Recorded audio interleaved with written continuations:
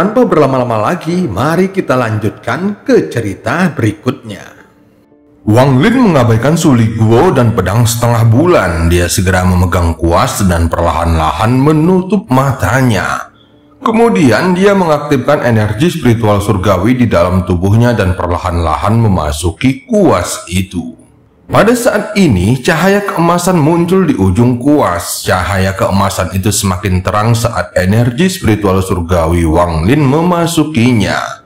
Pada akhirnya, cahaya itu menerangi seluruh menara. Dari kejauhan, menara itu tampak memancarkan aliran keemasan. Pada saat ini, semua anggota suku pemurnian jiwa menunjukkan kepatuhannya dengan berlutut dan membungkuk ke arah menara.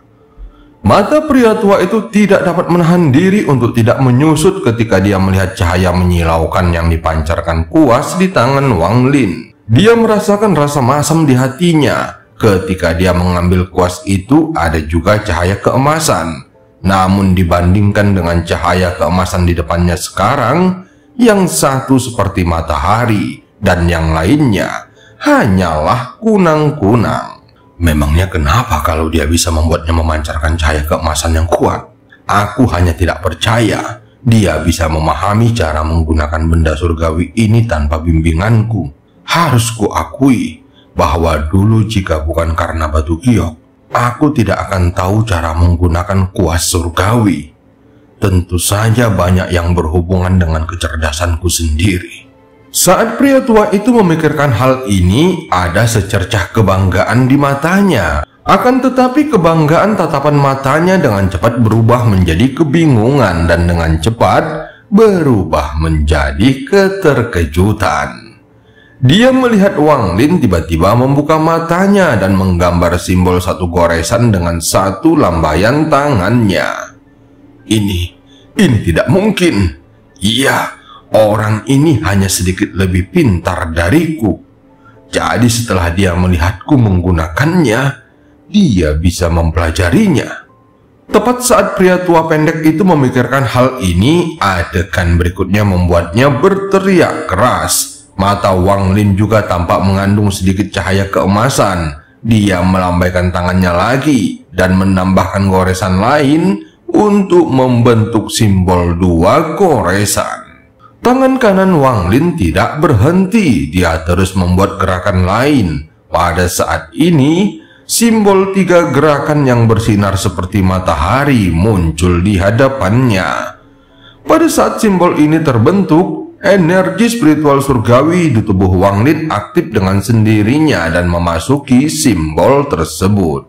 Di mata Suli Guo dan pria tua bertubuh pendek itu, simbol tiga guratan itu memancarkan perasaan kesempurnaan, seolah-olah ada jalan surgawi yang tercetak pada simbol itu.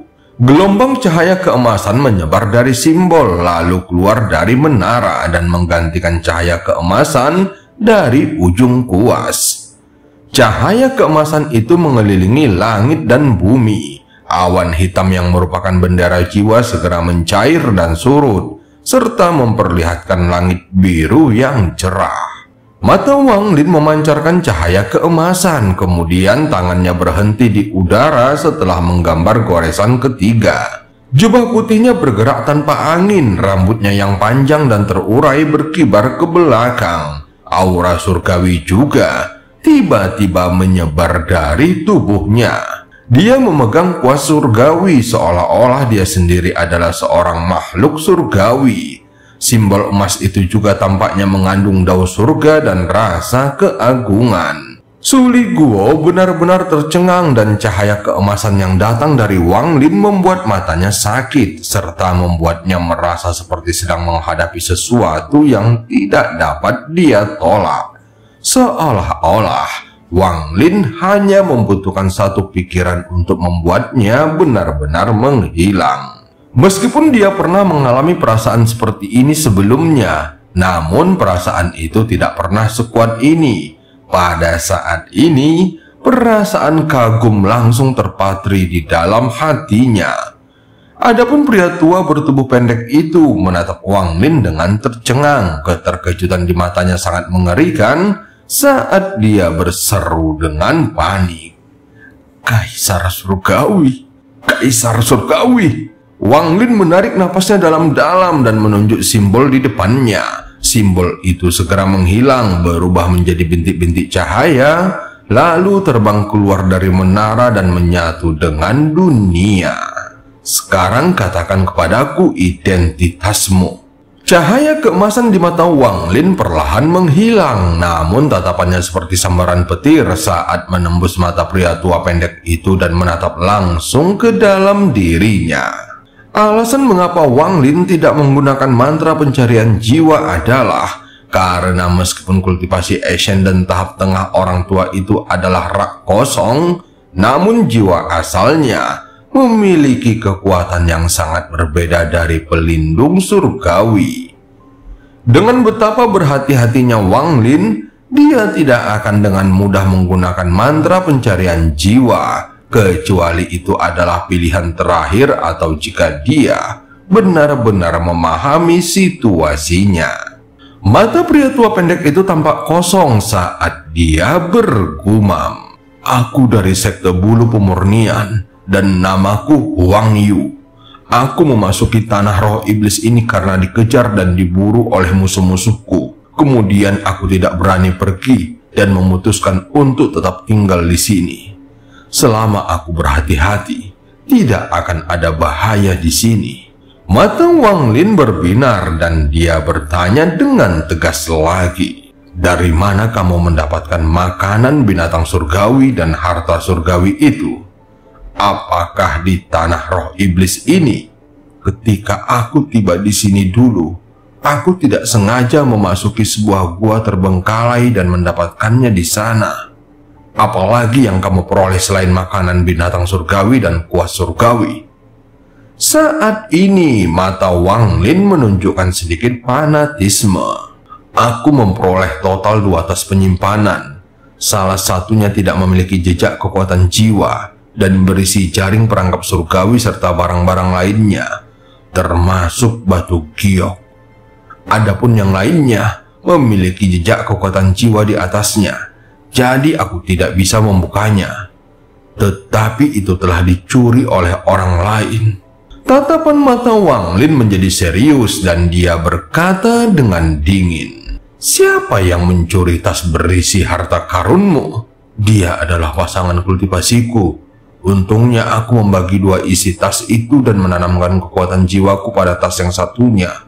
Kalau tidak, keduanya akan dicuri olehnya." Mata pria tua pendek itu menjadi semakin cekung, tetapi ketika membicarakan hal ini, ada jejak kebencian di matanya. Ini jelas merupakan pukulan yang besar baginya.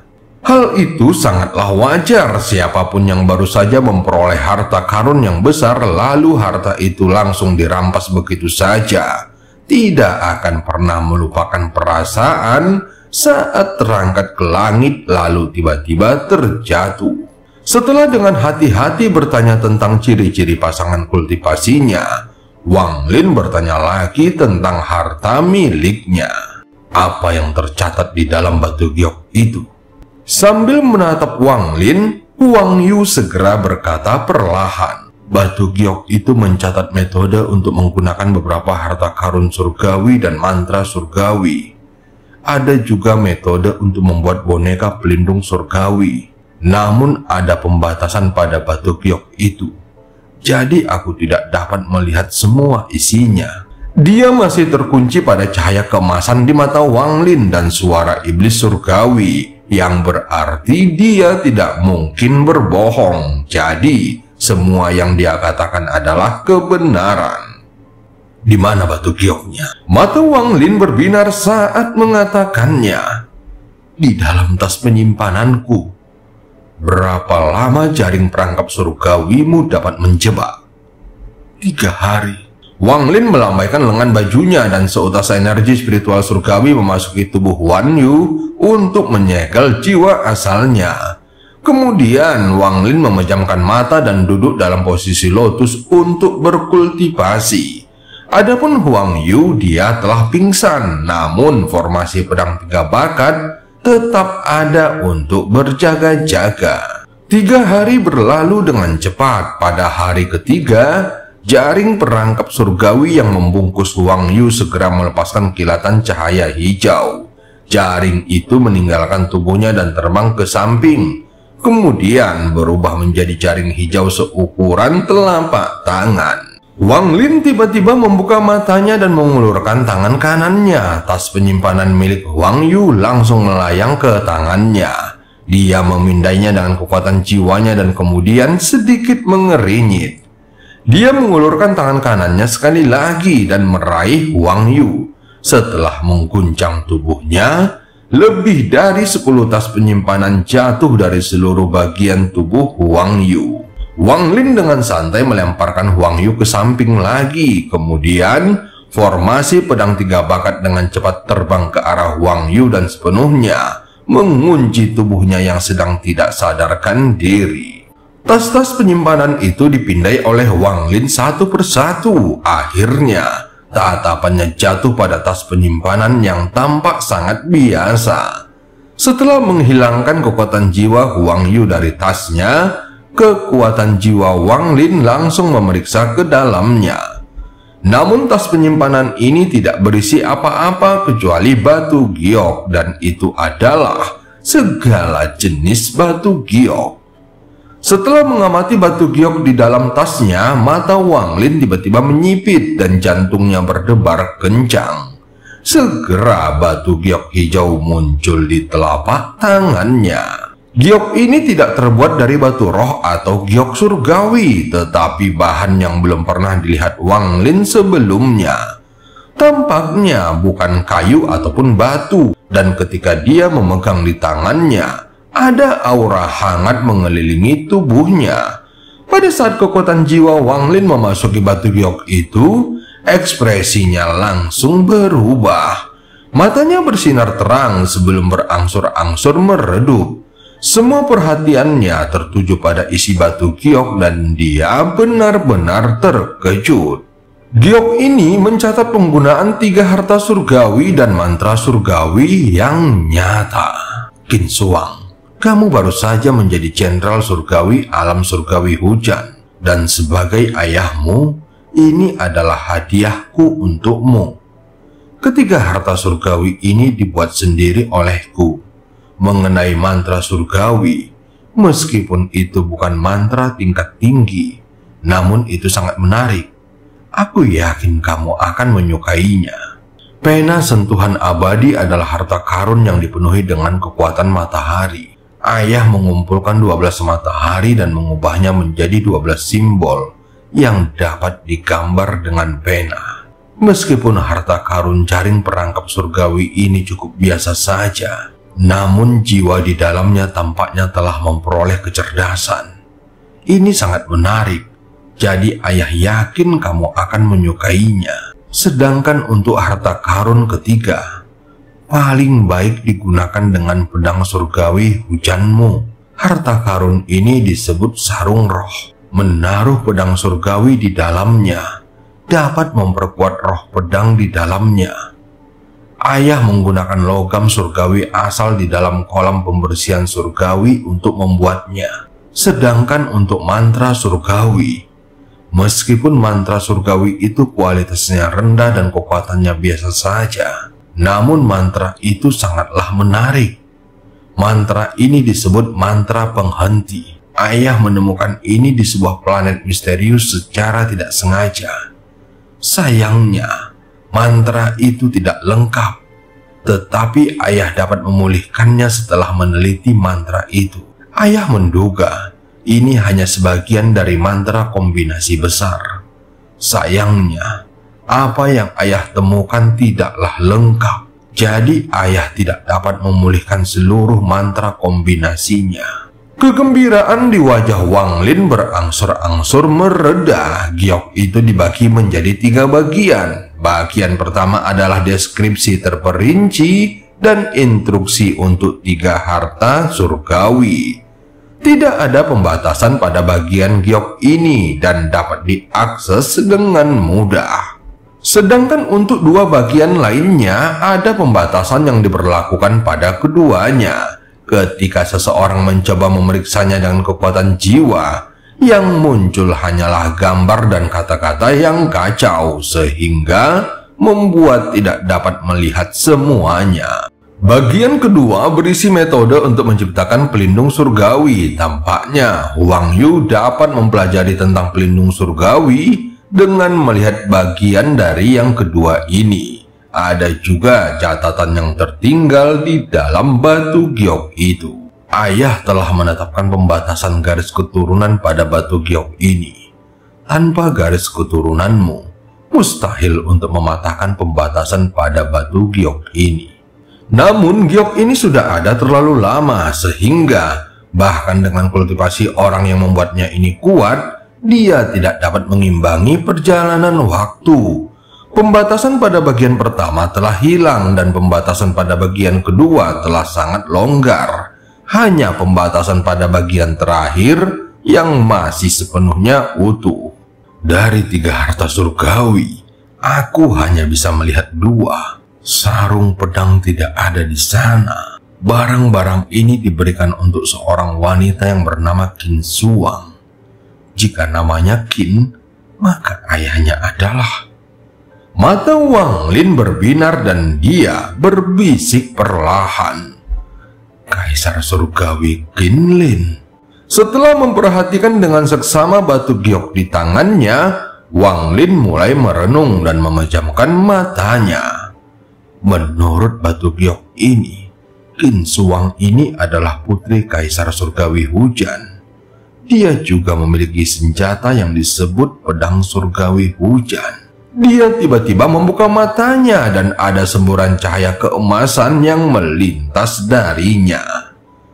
Pedang surgawi hujan? Mungkinkah ada kebetulan yang mengejutkan di dunia ini?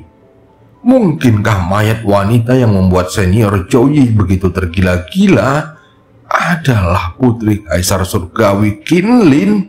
Wang Lin merenung sebentar sebelum menepuk tas penyimpanannya. Segera pagoda yang diberikan Zhou Yi kepadanya terbang keluar. Sebelum pagoda itu bisa tumbuh, tangan kanan Wang Lin membuat segel dan menunjuk ke dalam pagoda itu. Mayat wanita berpakaian putih yang begitu cantik sehingga bisa membuat jantung siapapun berdebar kencang, perlahan terbang keluar. Melihat mayat perempuan itu, Wang Lin mulai berpikir lebih dalam. Matanya berbinar, lalu kedua jarinya membentuk pedang dan mengayunkannya. Sebilah pedang angin berterbangan dan tanda merah segera muncul di pergelangan tangannya. Akan tetapi, sebelum darah sempat mengalir keluar, bekas itu langsung menghilang dan kembali normal. Ekspresi Wang Lin tetap sama, tetapi matanya menjadi lebih cerah. Dengan sebuah pikiran, energi pedang Ling Tianho memasuki jari-jarinya. Dia segera melambaikan tangannya lagi dan tanda merah lain muncul di pergelangan tangan wanita itu. Meskipun masih sembuh dengan cepat, namun kali ini jelas lebih melambat. Segera setetes darah menetes dari luka di pergelangan tangan wanita berpakaian putih. Wang Lin segera menarik energi pedang Ling Tianho dan menangkap setetes darah itu. Dia segera melambaikan lengan bajunya dan wanita itu terbang kembali ke dalam pagoda. Kemudian dia memasukkan pagoda itu kembali ke dalam tas penyimpanannya. Aku hanya perlu mengujinya untuk melihat apakah kamu benar-benar Qin Shuang. Wang Lin menekan setetes darahnya pada batu giok tanpa ragu-ragu. Ketika tetesan darah itu mendarat di batu giok, tetesan itu langsung berubah menjadi kabut merah dan perlahan-lahan memasuki batu giok. Kemudian suara retakan segera terdengar dari batu giok hijau dan itu membuka satu lapisan lainnya. Akhirnya, sebuah batu giok hijau bening dengan garis tipis berwarna merah darah muncul. Wang Lin tidak peduli untuk mengamati betapa indahnya batu giok ini. Dia segera mengamatinya dengan kekuatan jiwanya. Kemudian dia menghirup udara dingin dan mulai merenung. Dia sebenarnya Qin Shuang. Wang Lin menghela napas panjang. Kekuatan jiwanya kembali ke batu giok untuk memeriksa isi dari 2 bagian lainnya. Saat ini, Wang Lin telah terbenam di dalam batu giok itu untuk waktu yang tidak diketahui. Huang Yu terbangun pada hari kedua setelah Wang Lin terbenam di dalam batu giok.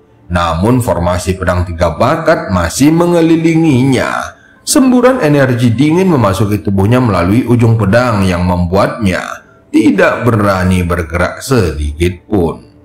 Dengan kultivasinya, dia samar-samar dapat melihat bahwa misteri formasi ini bukan terletak pada pedang itu sendiri, melainkan pada kekuatan misterius di dalamnya. Selain itu, ada juga Su Li Guo yang mengawasinya. Su Li Guo dengan santai melayang di sekitar Huang Yu dan sesekali memperlihatkan senyum dingin. Dia memegang pedang hitam dan sesekali mengayunkannya ke arah Huang Yu. Beberapa hari kemudian, kekuatan jiwa Wang Lin kembali dari dalam batu giok. Dia membuka matanya dan menghembuskan napas panjang. Para makhluk surgawi ini bahkan lebih kejam daripada para kultivator. Bagian kedua dari batu giok ini memiliki catatan terperinci tentang pembuatan boneka yang disebut pelindung surgawi. Metode ini bukan untuk para makhluk surgawi, melainkan digunakan pada para kultivator yang ditangkap dan dimurnikan. Jika berhasil, pelindung surgawi yang dihasilkan akan sangat kuat. Menurut para dewa, pelindung surgawi bukanlah orang, melainkan harta karun. Pelindung surgawi dibagi menjadi kualitas rendah, sedang, dan tinggi. Dalam batu giok disebutkan bahwa pelindung surgawi kualitas rendah setara dengan kultivator ascendant tahap akhir, yang merupakan batas dari langkah pertama. Untuk kualitas sedang dan kualitas tinggi, aku belum bisa memastikan di tahap kedua ini. Bagian ketiga dari batu giok itu adalah sebuah peta. Kelihatannya seperti peta topografi sebuah gua. Mata Wang Lin berbinar dan dia menatap Huang Yu, kemudian berbicara dengan tenang. Serahkan. Wajah Huang Yu dipenuhi kepahitan saat dia berkata, "Kamu telah mengambil semua tasku, apalagi yang kamu inginkan?" Namun di dalam hatinya dia mengumpat, "Orang bernama Wang Lin bahkan lebih buruk dari pasangan kultivasiku. Dia hanya menginginkan satu tasku. Tetapi orang yang bernama Wang Lin ini tidak ingin meninggalkan apapun untukku."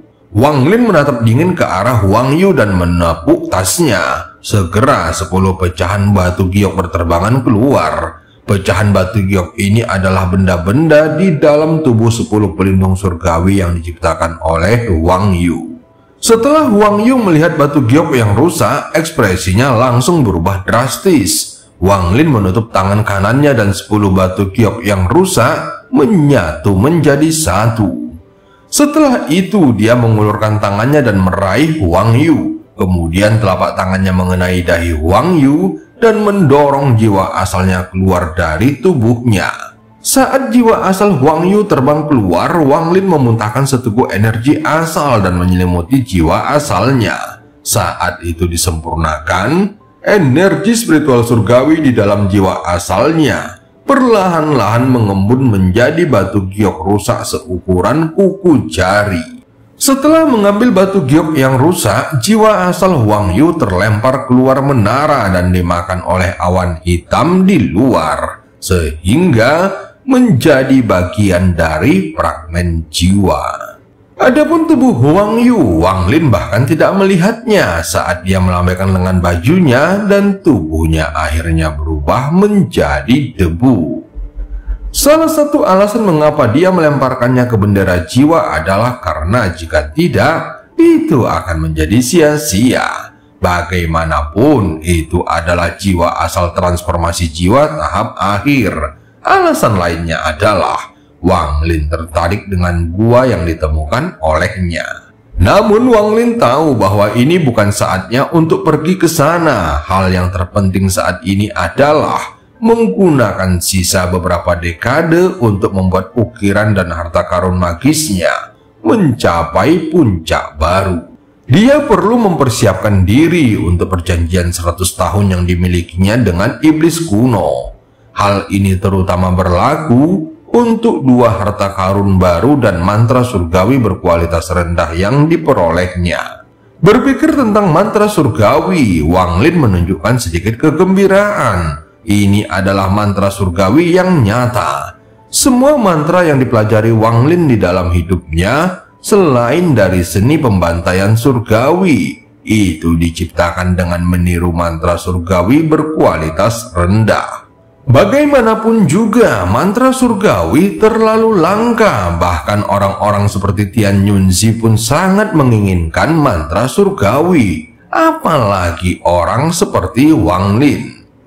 Mantra surgawi adalah mantra asli. Mantra ini sangat kuat dan beberapa kali lebih kuat dari mantra biasa. Tanah roh iblis sangat menarik banyak perhatian, bahkan membuat para kultivator rela membantai dan tunduk kepada penduduk asli. Ini semua demi kesempatan untuk menyatu dengan iblis kuno, sehingga bisa mempelajari mantra surgawi. Untuk memperoleh mantra surgawi di sekte Tianming, seseorang harus menjadi murid sejati selama bertahun-tahun yang tak terhitung jumlahnya sebelum diberikan satu. Namun Tian Yunzi tidak akan memberikan yang terbaik, melainkan memilih yang biasa saja. Mantra penghenti. Wang Lin menarik napasnya dalam-dalam dan mantra surgawi ini muncul di dalam ingatannya. Dia perlahan menutup matanya dan membenamkan dirinya di dalam mantra surgawi ini.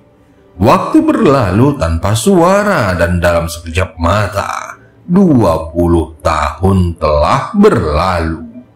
Pertarungan antara negara iblis surgawi dan negara iblis api telah berlangsung sangat lama. Kedua belah pihak semakin memanas seiring berlanjutnya perang. Negara-negara lain tidak dapat menahannya lebih lama lagi dan akhirnya memutuskan untuk menyerang. Iblis kuno dari negara iblis langit sudah mempertimbangkan masalah ini ketika dia memutuskan untuk memulai perang melawan negara iblis api. Ketika negara-negara lain bersiap untuk bergerak, dia menggunakan kekuatannya sendiri untuk menyegel kota iblis langit. Sedangkan kota-kota lain di negeri iblis langit, iblis kuno menyerahkannya sepenuhnya. Dia hanya menjaga ibu kota dan danau naga sambil menunggu perjanjian dengan Wang Lin. Dia tidak takut Wang Lin mengingkari perjanjian itu. Jika Wang Lin benar-benar mundur, dia akan menggunakan kemampuannya untuk mencari kemanapun sampai dia bisa membunuh Wang Lin. Namun dia percaya bahwa Wang Lin tidak berpikiran sempit. Dalam situasi ini, suku pemurnian jiwa dengan cepat berkembang dan memperkuat dirinya sendiri. Selama beberapa dekade terakhir, di medan perang di negara iblis api, ada orang-orang misterius berpakaian hitam yang perlahan menarik perhatian kedua belah pihak.